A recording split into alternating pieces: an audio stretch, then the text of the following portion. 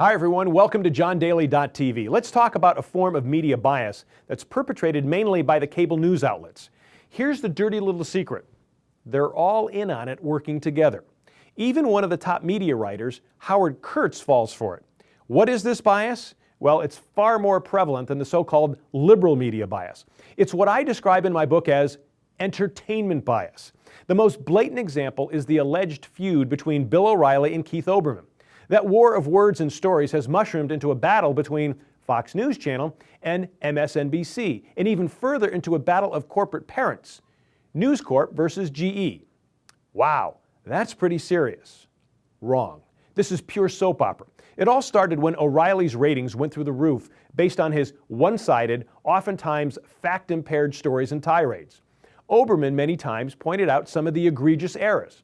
As the conservative spin cycle began to slow thanks to the disastrous White House, O'Reilly began to look really silly.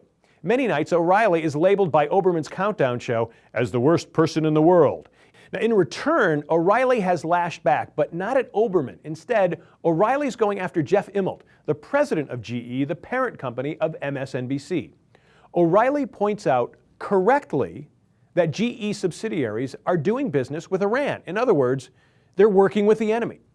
Now, GE has stopped all contracts in Iran, along with Halliburton, the company with all the government contracts in Iraq, and once run by VP Dick Cheney, which made the same announcement in February. O'Reilly, however, fails to mention that. Halliburton obviously doesn't own MSNBC. Enter Howard Kurtz, the media writer for the Washington Post and the host of CNN's Reliable Sources. Kurtz's column and his show are really worth a look if you want to spend time analyzing how the media covers stories. Now, Kurtz is very good and very knowledgeable. This past week, he uncovered how Fox News and News Corp's other subsidiaries are working together to pile onto Olbermann, even when Fox News denied it. Here's how Kurtz finished his report on Reliable Sources. Quote, "One thing is clear, Rupert Murdoch, Roger Ailes, Jeff Zucker, Steve Kappas have all tried and failed to negotiate a ceasefire. Both O'Reilly and Olbermann have gone over the line at times, and no one, not even their bosses, seems able to stop them," end quote. Now granted, Kurtz is a journalist himself, so he can't report what I'm going to tell you. Here's the truth. They don't want them to stop. This manufactured feud between two bloviators is bringing ratings. Do you really think what Olbermann says will hurt the profits of News Corp, or will tirades from O'Reilly take down GE? The answer is no to both, trust me. The last thing Olbermann wants is O'Reilly going off the air, and O'Reilly probably doesn't want to lose Olbermann. It's just like business. Pepsi makes Coke better, and vice versa.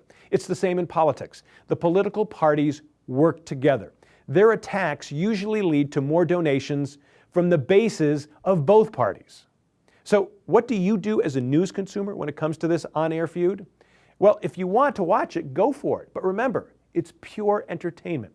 Watching both of them takes up 2 hours of your day. Do you have the time? I cover this stuff, and I don't.